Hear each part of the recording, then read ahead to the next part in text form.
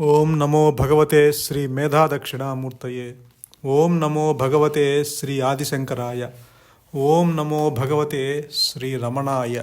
శ్రీ గురుభ్యో నమః.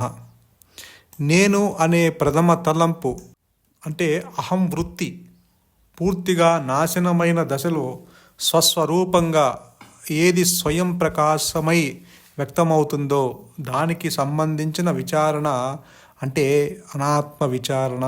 అదే గొప్పది, అదే శ్రేష్టమైన తపస్సు అని భగవాన్ రమణ మహర్షి యొక్క దివ్య వాక్కు ద్వారా మనకు తెలియబడింది. ఈ అహంకారము లేదా జీవభావాన్నే అహం వృత్తి అంటారు. అదే ప్రథమ తలంపు అని, అది ఉన్నంతకాలం అనేక తలంపులు అంటే ఇదం భావనలు వస్తూనే ఉంటాయని మనకి భగవాన్ రమణులు చెప్తూ ఉంటారు. ముందుగా ఆ తలంపులన్నిటినీ పోగొట్టుకోవాలని సూచిస్తారు. ఇదం భావనలు పోగొట్టుకోవటానికి కర్మ, భక్తి, ప్రాణ, వీక్షణాది సాధనల గురించి చెప్పారు. అవన్నీ పోయినా అహం వృత్తి పోదని, అది ఉన్నంత వరకు ఇదం భావనలు మళ్ళీ మళ్ళీ వస్తూనే ఉంటాయని, కనుక అహం వృత్తిని పూర్తిగా నాశనం చేయాలని, అదే మనోనాశనమని చెప్తారు భగవాన్ రమణులు. మనోనాశనాన్ని సాధించాలంటే అసలు మనసంటే ఏమిటి అని విచారణ కొనసాగించాలని, మనసంటే అహం వృత్తే కనుక దాని పుట్టుక స్థానాన్ని వెతికితే అది పడిపోతుందని చెప్తారు. అహం వృత్తి పడిపోయిన చోట నిజమైన నేను అంటే అహం స్ఫురణ, నేనున్నాను అంటే ఆత్మ స్వయం వ్యక్తమవుతుందని తెలియజేశారు. అహం స్ఫురణగా అది నేనున్నాను అంటూ తనకు తాను ప్రకటించుకుంటుంది. ఆ ప్రకటించుకున్నప్పుడు, స్వరూప జ్ఞానము ప్రకటించుకున్నప్పుడు ఈ అహంకారము లేనిది లేనట్టుగా ఎగిరిపోయి ఉన్నది ఉన్నట్టుగా నీ స్వరూపంగా తెలియబడుతుంది. అదే ఆత్మనిష్ట, అదే ఆత్మ సాక్షాత్కారం, అదే బంధముక్తులకు అతీతమైన బ్రహ్మానందానుభూతి అని తెలియజేశారు. అయితే ఒక సందేహం మనందరికీ వస్తుంది. వశిష్ఠ, విశ్వామిత్రాది మహాపురుషులు, లేకపోతే రామకృష్ణ పరమహంసులు, లేకపోతే గురువుగారు, లేకపోతే వివేకానందుల వారు, ఇలా ఎంతోమంది శంకరాచార్యుల వారు ఎంతో గొప్ప తపస్సులు చేసి దివ్య శక్తులు సాధించారని విన్నాం. మరి మనం అలా ఘోర తపస్సులు చెయ్యక్కర్లేదా? రమణులు ముక్తి పొందటానికి, బ్రహ్మ సాక్షాత్కారం పొందటానికి విచారణ అనే మార్గాన్ని అనుగ్రహించారే కానీ తపస్సుల ప్రసక్తే లేదు అని మనకి చెప్తూ ఉండేవారు. ఎందుకు అంటే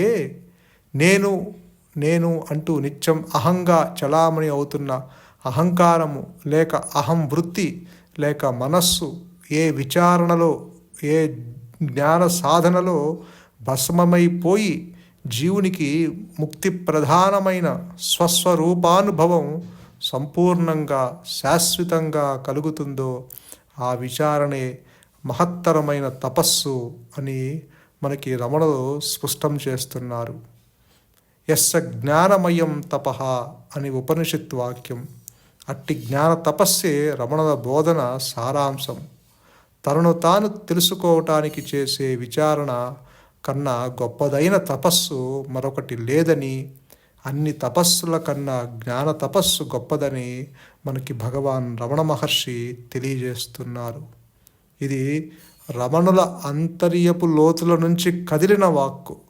ఆత్మానుభవంలో నిరంతరం నిలిచిన రమణులు తెలిపిన గొప్ప సత్యమే ఈ ఉపనిషత్తుల సారమైన ఈ ఉపదేశ సారం కూడా. అందుకని భగవాన్ మనకేం చెప్తున్నారు అంటే యథార్థముగా ఉన్నది ఆత్మస్వరూపము మాత్రమే. జీవుడు, జగత్తు, ఈశ్వరులు ముచ్చపు చిప్పలో వెండివలే కల్పనా మాత్రులే అని మనకి చెప్తూ ఉండేవారు. నిజానికి దగ్ధబీజ మనస్సుతో ఎప్పుడైతే స్వరూప జ్ఞానం ప్రకటితమవుతుందో అప్పుడు అక్కడ ఆ మనస్సు నష్టమైపోతుంది. అంటే అక్కడ మనస్సు మృత మనస్సుగా మారుతుంది, దగ్ధ బీజ మనస్సుగా మారుతుంది, తగలబడిన త్రాడులాగా ఉంటుంది. ఆ తగలబడిన త్రాడుతో అది దేనిని బంధించలేము. కాబట్టి ఆ మనస్సుతో చేసే పనులు అది బంధించలేదు. అటువంటి ఆ మృత మనస్సుతో చెప్తున్నారు మనకి ఉన్నది అహంస్ఫురణ మాత్రమే అని. ఎందుకంటే ఆత్మలో ఆత్మ ఏకం అద్వయం, అక్కడ రెండవది లేదు. అది తనకు తానుగా తన్ను తాను తెలుసుకుంటూ జ్ఞాన వృత్తి చేత తన్ను తాను తెలుసుకుంటూ నేనున్నాను అన్న ఉండటము అన్న స్థితి అది ఏదైతే ఉన్నదో అది ఎరుక లేక ఉనికితో కూడి ఉన్నది. ఆ ఉండటము అన్న స్థితి ఆధారంగా చేసుకొని ఈ మాయ మనుగడ సాగిస్తుంది. కాబట్టి భగవాన్ రమణులు ఆ దగ్ధబీజ మనస్సుతో బయటకొచ్చి అడిగిన వాళ్ళకి చెప్తున్నారు, జీవుడు, జగత్తు, ఈశ్వరులు వాళ్ళందరూ ముగ్గురు కల్పనా మాత్రులే. ఇక్కడ నీ మనస్సు కల్పిస్తేనే వాళ్ళ ముగ్గురు కల్పించబడతారు. నీ మనస్సు లేస్తే ప్రపంచము, జీవుడు, జగత్తు, ఈశ్వర భావనలు అంటే జగద్భావన, ఈశ్వర భావన, జీవ భావనలు లేస్తాయి. నేను గనక అణిగితే సకలము అణుగుతుంది. అంటే మనస్సు లేస్తే ప్రపంచం లేచింది, మనస్సు అణిగితే ప్రపంచం అణిగింది. కాబట్టి మనస్సే ప్రపంచము అన్నారు భగవాన్ రమణులు. ప్రపంచం అనేది విడిగా లేదు, అది నీ లోపలే ఉన్నది. సంసారం అనేది బయట లేదు. సంసారం అనేది నీ మనస్సు కల్పించింది, ప్రపంచాన్ని నీ మనస్సు కల్పించింది. నీలో భావనలు ఏవైతే ఉన్నాయో అది నీవు బయట చూస్తున్నావు. అంటే అది భావాలకి పరిమితమైంది నీ మనస్సు. కాబట్టి భావశూన్యతకి రమ్మన్నారు. భావశూన్యతలోనే సద్భావ స్థితి కలుగుతుంది అని మనకి భగవాన్ చెప్తుండేవారు. అలానే గురువుగారు కూడా చింతా విహీనం అవమన్నారు. చింతా విహీనం వృతి చింతయామి. ఆలోచనలు లేని మనస్సే ఆత్మ అని భగవాన్ చెప్తున్న నిశ్చల తత్వే జీవన్ముక్తి అని శంకరులు చెప్తున్న దాని అర్థం ఏమిటంటే నీవు ఇక్కడ నిశ్చలంగా ఉండటమే పద్ధతి, అంతకు మించి నీకు వేరు మార్గము లేదు. నీవు ఏ సాధన చేసినా, ఏ ప్రయత్నము చేసినా, ఏ మార్గాన్ని ఎంచుకున్నా, ఏ ధ్యాన తపస్సులు చేసినా, ఏ రాజయోగ మార్గములు నువ్వు అవలంబించినా ఇవన్నీ నీ మనస్సు నిశ్చల స్థితికి తీసుకువస్తాయే తప్ప ఆత్మ సాక్షాత్కారానికి దారి తీయదు. ఎందుకంటే నీవు అదే ఉన్నావు కాబట్టి. నీవైన వస్తువుని నీవు కొత్తగా తెలుసుకోవాల్సిన అవసరం లేదు, దాన్ని సాధించాల్సిన అవసరం లేదు. అది ఆల్రెడీ సిద్ధించి ఉన్నది ఆ సద్వస్తువు. కాకపోతే ఇక్కడ నీలో ఉన్న అడ్డంకులు తొలగించుకుంటానికి నీ ప్రయత్నము అవసరము అన్నారు భగవాన్. ఎవరో అడ్డంగా లేరు నీ మనస్సుకి. నీ బంధువులో, చుట్టాలో, భార్య, పిల్లలో, సంసారము నీ మనస్సుకి అడ్డుగా లేరు. నీ మనస్సుకు అడ్డుగా ఉన్నది నీ జీవ భావనలు. నీవే ఈ నేను అనే ఈ మూల తలంపే నీకు అడ్డుగా ఉన్నది. అంటే ఆత్మ వ్యక్తమవుతూ ఉన్నది, కాకపోతే నీవు ఆలోచనలతో ప్రపంచంలోకి తొంగి చూస్తున్నావు. అందుకని భగవాన్ అంతర్ముఖమవుమన్నారు, లోక విచారణ నుంచి దూరం అవ్వమన్నారు. నీ మనస్సులో ఆ హృదయంలో ఆ కాన్షియస్ ఉంది. ఆ కాన్షియస్ ఆధారంగానే ఆలోచనలు ఉద్భవిస్తున్నాయి. అంటే నీ మనస్సులో ఆలోచనలు ఉన్నాయి, ఆ ఎరుక ఉన్నది. ఎప్పుడైతే నీవు ఆలోచనల నుంచి నీవు విడనాడావో, అంటే ఆలోచనలు స్వస్తి చెప్పావో, అక్కడ ఉండేది ఎరుక మాత్రమే.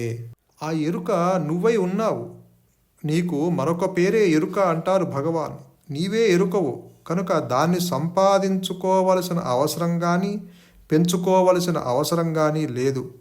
ఇతర విషయాల గురించి అంటే అనాత్మమైన వాటి ఎరుకను విడనాడాలి. అంటే ఆలోచనల పట్ల అనురక్తి లేకుండా ఉండాలి అంటారు భగవాన్. చేయవలసిందంతా అదే.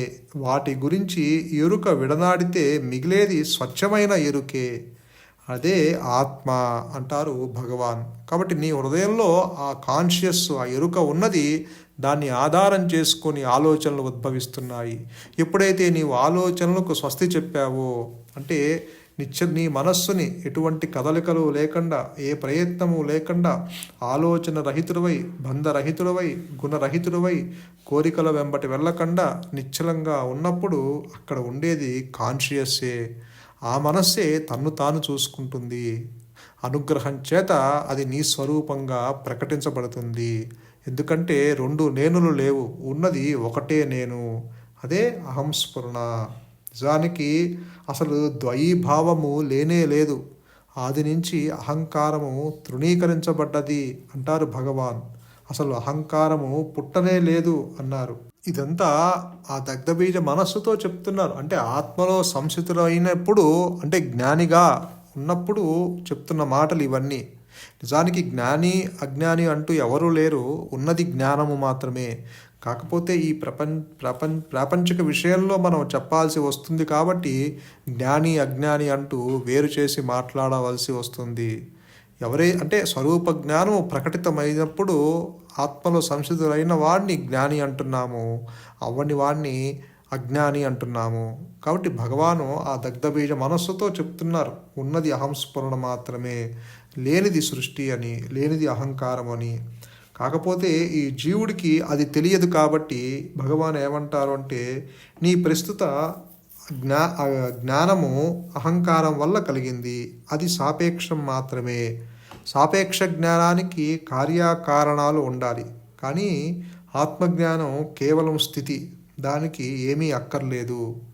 స్మృతి కూడా అట్లాగే సాపేక్షము. జ్ఞాపకము ఉంచుకోవటానికి ఒక విషయం కావాలి, జ్ఞాపకము ఉంచుకునేవాడు కావాలి. అంటే ద్వయీభావము లేనప్పుడు ఎవరు దేనిని జ్ఞాపకం ఉంచుకోవాలి? ఆత్మ ఎప్పుడూ ఉంటూనే ఉంది. ప్రతివారికి ఆత్మని తెలుసుకోవాలని ఉంటుంది. తన గురించి తాను తెలుసుకోవటానికి ఎవరి సహాయం కావాలి? ఆత్మ ఏదో కొత్త పదార్థం వలె అందరూ చూడాలని అనుకుంటారు, కానీ అది శాశ్వతము, ఎప్పుడూ ఉంటూనే ఉంటుంది. అదేదో మెరిసిపోయే కాంతి వలనో మరేదోగానో చూడాలని కోరుతారు. అది ఎట్లా సాధ్యం? అది వెలుగు కాదు, చీకటి కాదు, అది అదే. దానిని నిర్వచించలేము. అది నేననేదే. ఇదే అన్నిటికన్నా శ్రేష్టమైన నిర్వచనం. శృతులు ఆత్మ అంగుష్టమాత్రమని, కేశాంతమని, విద్యుత్కణమని, సూక్ష్మాతి సూక్ష్మమైన దానికంటే సూక్ష్మమని వర్ణిస్తాయి. ఇవేవి నిజం కాదు. అది సంసితం అవటమే. అది వాస్తవానికి అవాస్తవానికి భిన్నం. అది జ్ఞానం. కానీ అవిద్యకి జ్ఞానానికి భిన్నము. దాన్ని నిర్వచించడం ఎట్లా? ఆత్మలో సంసితం అవటమే అది అంటారు భగవాన్. కాబట్టి ఆత్మ సాక్షాత్కారం పొందటం అంటే కొత్తగా దేనినో చూడటం కాదు, దూరంగా ఉన్న గమ్యాన్ని చేరుకోవటము కాదు, ఎల్లవేళలా నీ నిజస్థితిలో సంసితం అవటమే. అసత్యాన్ని సత్యం అనుకోవటం విడనాడటమే నువ్వు చేయవలసింది. ఈ అభ్యాసాన్ని మనం వదులుకోవాలి. అప్పుడు ఆత్మని ఆత్మగా గుర్తిస్తాం. ఇంత స్పష్టంగా సువిదితమైన ఆత్మ కోసం అన్వేషించానేమిటా అని నీ గురించి నీవే ఒక దశలో అనుకుంటావు. కాబట్టి ఉండేదల్లా ఆత్మ ఒక్కటే. అందుకని భగవాన్ చెప్తున్నారు, యథార్థముగా ఉన్నది ఆత్మస్వరూపము మాత్రమే, ఉన్నది అహంస్ఫురణ మాత్రమే, ఉన్నది ఎరుక మాత్రమే, ఉన్నది స్వయం ప్రకాశమైన జ్ఞానము మాత్రమే. అది నీవు ఈ మనస్సుతో గ్రహించలేవు, ఈ బుద్ధితో తెలుసుకోలేవు, ఈ ఇంద్రియాలతో అనుభవించలేవు. కంటితో నీవు దృశ్యాన్ని చూస్తున్నట్టు ఆత్మని చూడలేవు. ఎందుకంటే వీటన్నిటికీ ఆధారంగా ఉన్నా నీవు దాన్ని గ్రహించలేకపోవటానికి కారణము ఇవన్నీ ఉనికి లేనివి, అంటే స్వయం ప్రకాశము లేనివి, తన ఉనికిని తానుగా గుర్తించలేని ఇవన్నీ ఉపాధులు మాత్రమే. ఇవన్నీ జడమైన పదార్థములు, ఒకదాని మీద ఆధారపడి మనుగడ సాగించేవి.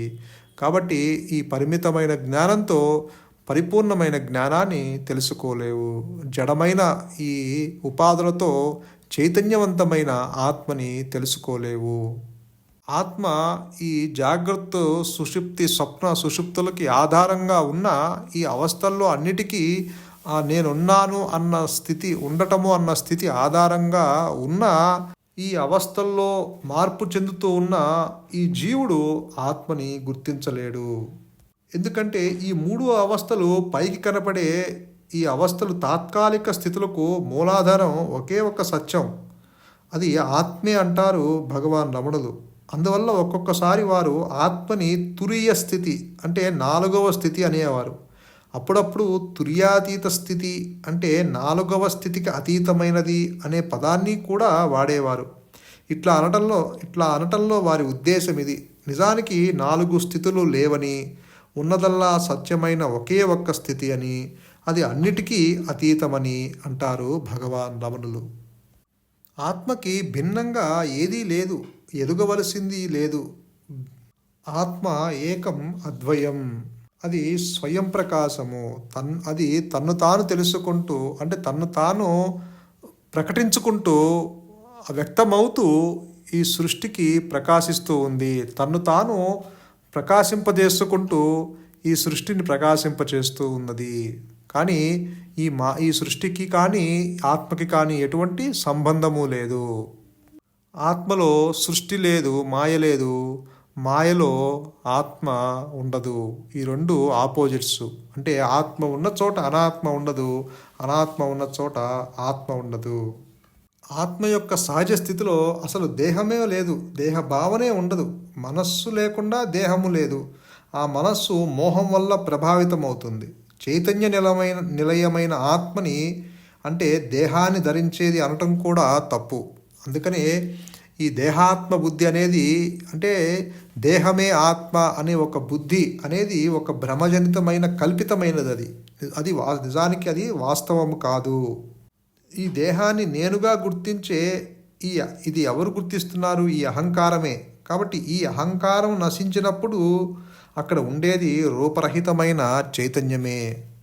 అందుకే భగవాన్ అంటారు, నేను ఈ దేహాన్ని అనుకుంటూ చావు పుట్టుకలతో ఉండే ఈ సంసార సాగరాన్ని దాటాలంటే ఆశ్రయించవలసిన ఒకే ఒక నౌక ఏ రూపము లేని నిత్యము ప్రకాశించే అవిభాజ్యమైన ఆత్మనే. కాబట్టి నీవు నీ హృదయంలో ఉన్న ఆ ఆత్మని, ఆ స్వయం ప్రకాశమైన జ్ఞానాన్ని, ఆ అహంస్ఫురణని, ఆ మౌనాన్ని, ఆ గురువుని ఎవరైతే ఆశ్రయిస్తారో శ్రద్ధాభక్తులతో పరిపూర్ణమైన విశ్వాసంతో, నీవు తప్ప నాకు వేరు మార్గము లేదు, నీవు తప్ప నాకు దిక్కు లేదు, నేను అశక్తుణ్ణి, నాకు శక్తి లేదు, నేను నీ మీద ఆధారపడిన ఒక పనిముట్టుని అని గ్రహించి ఎవరైతే ఆ ఆత్మని శరణుజొచ్చుతారో వారు ఈ మాయ నుంచి విడుదల పొందుతారు. అప్పుడు ఈ మాయ వారికి దారి ఇస్తుంది. అదే శ్రీకృష్ణులు కూడా చెప్తారు, ఎవరైతే నన్ను శరణుజొచ్చుతారో వారికి ఈ మాయ దారి ఇస్తుంది అంటారు. ఇక్కడ ఎవరైతే నన్ను అంటే ఇక్కడ ఆ నేను అన్న ఆ శ్రీకృష్ణుని శరీరాన్ని కాదు. అక్కడ చెప్పేది శ్రీకృష్ణుడు నేను అంటే ఆ ఆత్మని గురించి చెప్తున్నారు. ఆ అహంస్ఫురణని ఎవరైతే ఆ నేనుని అంటే నేను అనే ఆత్మని శరణుజొచ్చుతారో వారిని ఈ మాయ ఏమీ చెయ్యదు అంటారు భగవాన్. సంతోషం. మౌనమే శరణ్యం. మౌనమే నీ సహజత్వం. ధన్యోస్మి.